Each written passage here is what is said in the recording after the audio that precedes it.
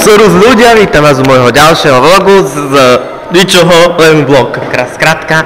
A nahrávam zo školy, teraz naozaj sa mi nič neposrá, dúfam, že sa neposere, no snáď sa to bude dať vyrendrovať, no. Ďalšia vec, čo som zabudol vo vlogu povedať, bolo ohľadom toho, že v skutočnosti, čo sa mi včera podarilo, tak blbosť.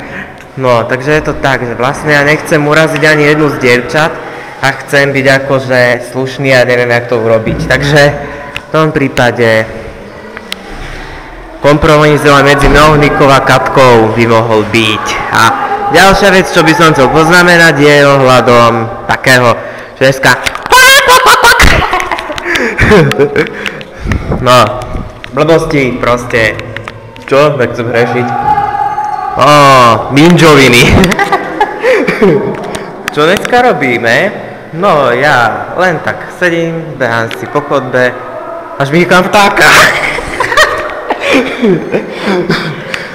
No proste GTA 4 je ten komik.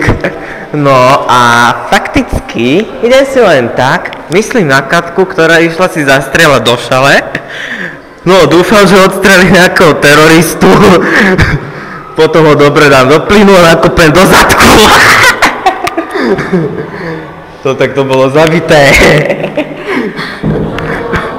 Filip sa tu smeje. No.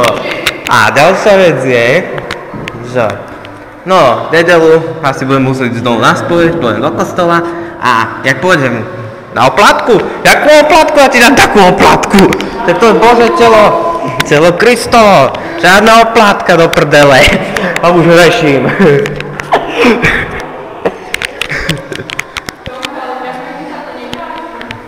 A ďalšia vec je, že no, vlastne oplátka nadávajú tomu všetci v Trnave, ale my ne. My musíme byť slušnejší. Proste youtuberi. A ideme inteligentne a idem na schodoch, pokúšam sa skočiť a nič z toho. Sranda je len v tom, že vlog je v plnej sile. Ďalšia vec, o ktorej by som sa chcel zmieniť, je ohľadom GTAčka VIP zóny. Prečo tam dali len do toho módu jachtu? Prečo už nie aj lietadlo?